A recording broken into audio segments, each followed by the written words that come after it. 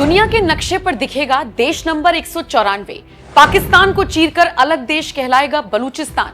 भारत में उच्चायोग बनाने की भी उठी मांग, खत्म होगी पाकिस्तानी वीजा की जरूरत।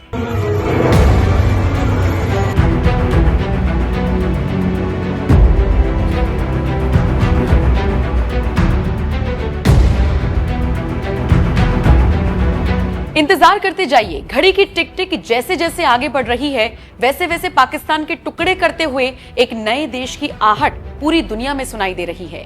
ये देश होगा दुनिया के नक्शे पर देश नंबर 194 और इस देश का नाम होगा बलूचिस्तान।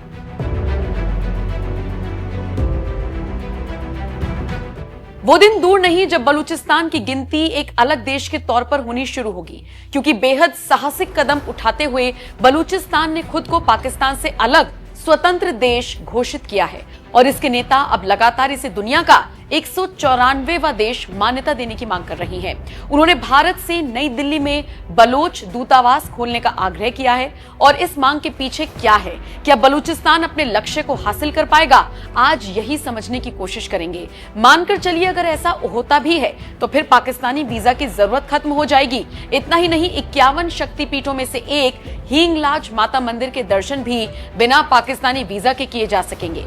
बलूचिस्तान पाकिस्तान के क्षेत्रफल के हिसाब से सबसे बड़ा प्रांत, दशकों से अशांति का केंद्र रहा है।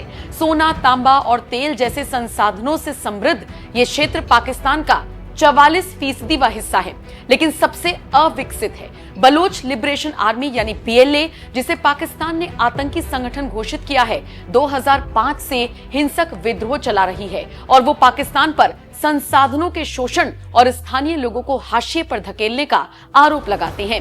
मार्च 2025 में जफर एक्सप्रेस के अपहरण जैसे हालिया घटनाओं ने पाकिस्तानी फौज और सरकार की टेंशन बढ़ाने का काम किया। बलूचिस्तान अपनी आजादी की लड़ाई पिछले कई सालों से लड़ रहा है। बलूचियों का कहना है कि उनके संसाधनों को छीनकर पंजाब प्रांत भेजा जाता है और उनके साथ भेदभाव किया जाता रहा है। इस लड़ाई ने उस वक्त और ज्यादा उग्र रूप ले लिया जब पाकिस्तान पर भारत ने भी ऑपरेशन सिंदूर के तहत मिसाइलें दाग दी। बलूचों की लड़ाई लड़ रहे BLA ने भी हर तरह से आजादी की जंग तेज कर दी।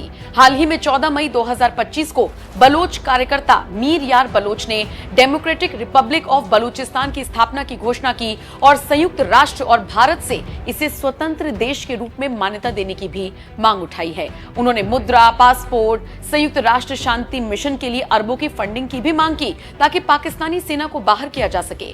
सोशल मीडिया पर व्यापक रूप से साझा इस घोषणा में पाकिस्तान द्वारा कथित मानवाधिकार उल्लंघन के खिलाफ गुस्सा साफ तौर पर झलकता है। बलोच नेता भारत को प्रमुख सहयोगी मानते हैं, खासकर 2016 में PM नरेंद्र मोदी के बलूचिस्तान में मानवाधिकार मुद्दे को उठाने के बाद से ही उन्होंने नई दिल्ली में बलोच दूतावास की मांग की है, ये मानते हुए कि भारत की मान्यता पाकिस्तान पर दबाव डाल सकती है, खासकर कश्मीर और हाल के ऑपरेशन सिंदूर जैसी कार्रवाइयों के बीच। हालांकि भारत ने सावधानी बरती है और किसी भी आधिकारिक समर्थन से फिलहाल दूरी बनाई हुई है ताकि हस्तक्षेप के आरोपों से बचा जा सके। लेकिन यहाँ पर सवाल उठता है कि क्या ये सब कुछ इतना आसान होने वाला है? बलूचिस्तान के लिए अलग होना इतना आसान होगा?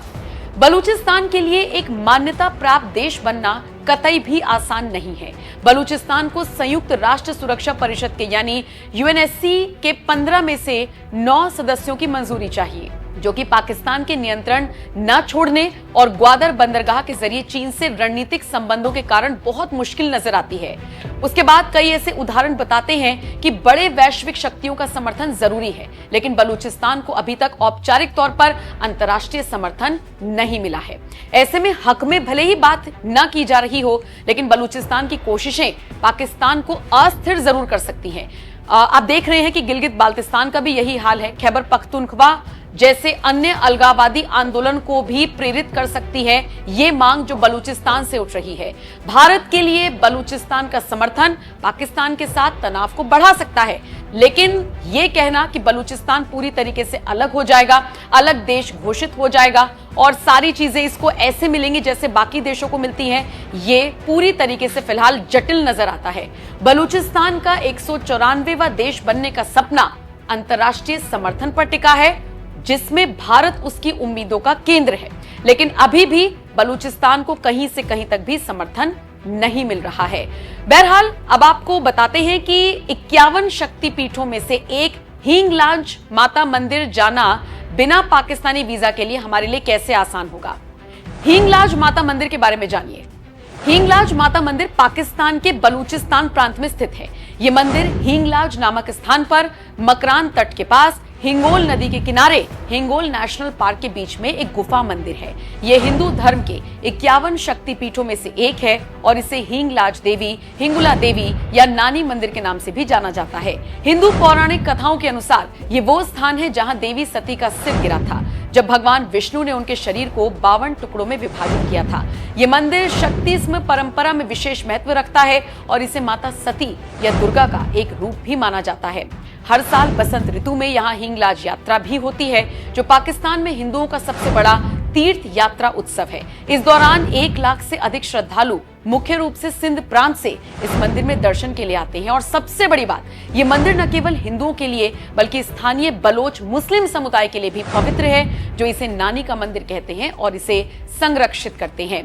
तो निश्चित तौर पर अगर बलूचिस्तान अलग होता है या नहीं, ये तो देखने वाली बात होगी, लेकिन अगर ये अलग होता है तो हिंगलाज मंदिर भी जाना भारतीयों के लिए आसान होगा, वो भी बिना पाकिस्तानी वीजा के।